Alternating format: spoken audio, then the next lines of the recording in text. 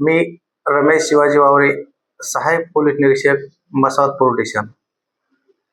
दिनांक 9/7/2026 रोजी माननीय पोलीस अधीक्षक नंदुरबार श्रीमती अश्विनी सानप मॅडम, माननीय Shri additional SP Kamble sir, माननीय श्री उपविभागीय पोलीस अधिकारी शहादा गुलाबराव पाटील सर, माननीय Shri LCB PI Shri Hemant Patil sir यांच्या मार्गदर्शनाखाली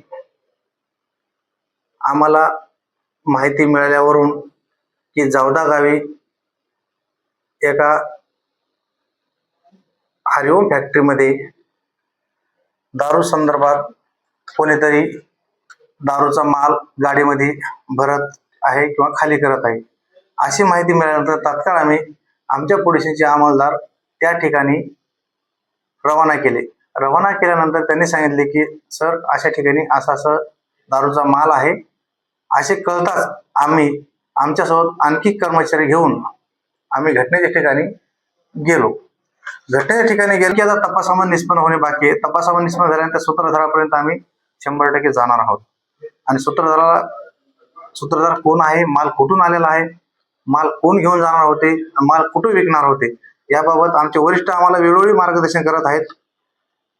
त्यामुळे आम्ही वरिष्ठाच्या मार्गदर्शन पूर्ण आम्ही ह्याच्यामध्ये कारवाईवरती पूर्ण आमचं लक्ष आहे आणि त्यामध्ये बारीक सारीक गोष्टीचं पण आम्ही लक्ष ठेवून व्यवस्थित त्या काम करू. आणि यापुढे मसाज पोलीस स्टेशनच्या हद्दीमध्ये आणखी काही माहिती मिळेल तर आम्ही अशाच प्रकारे कारवाया करू. मद्यसाठा हा जवळपास 1,51,54,140 रुपयाची फक्त निव्वळ विदेशी दारू होती. त्यामध्ये वेगवेगळे ब्रँड होते आणि तसेच त्या ठिकाणी एकूण 14 वाहन मिळून आले. 14 वाहनामध्ये पण बऱ्यापैकी 7-8 ते 10 वाहनामध्ये दारू भरलेली होती. त्याची एकंदरीत वाहनाची किंमत जर पकडली तर 2,51,00,000 वाहनांची किंमत होती, 14 वाहनांची. त्याच्यानंतर काही त्याच्यामध्ये आम्हाला तिथले आरोपी आम्हाला मिळून आले.